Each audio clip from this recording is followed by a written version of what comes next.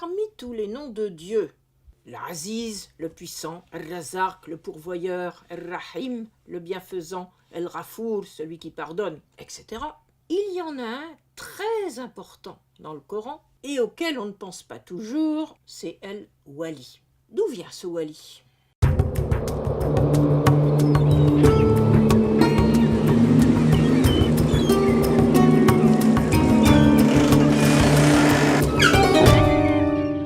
On va d'abord chercher la racine, et pour la trouver, on enlève toutes les voyelles.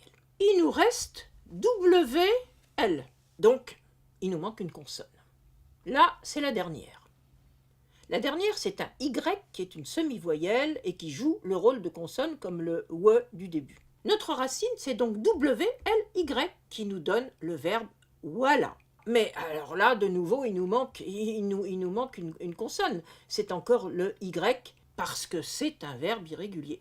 Le voilà, de la racine walaya, c'est donc la plus grande proximité sociale que tu puisses avoir avec quelqu'un.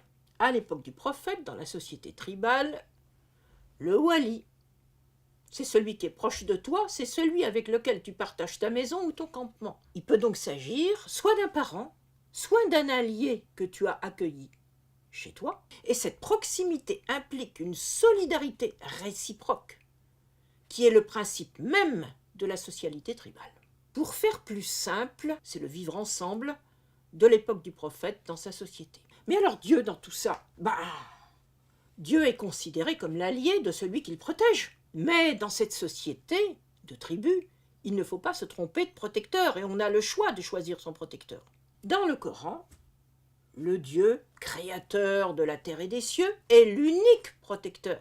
Les autres divinités, elles ne sont pas créatrices, et donc elles ne peuvent être considérées comme protectrices. Mais lorsque la société change, le sens des mots change aussi. Dans les sociétés d'après le prophète, le wali va être considéré comme le saint, celui qui porte la baraka, la bénédiction, capable d'intercéder en bon médiateur entre les hommes et le Très-Haut, parce qu'il est considéré comme proche de Dieu. C'est la mystique musulmane des soufis qui permet cette évolution du mot wali. Aujourd'hui, les gens semblent avoir oublié le sens d'origine, le sens du Coran. Le wali, le saint de la tendance mystique, est toujours présent quant à lui. Mais il est violemment rejeté par la secte wahhabite qui prône une absence d'intermédiaire entre l'homme et le divin. En faisant ça, ils sont à l'encontre de toute la tradition musulmane de plus d'un millénaire. En dehors de tout ça, le wali, c'est un des mots les plus importants que tu trouveras dans le Coran,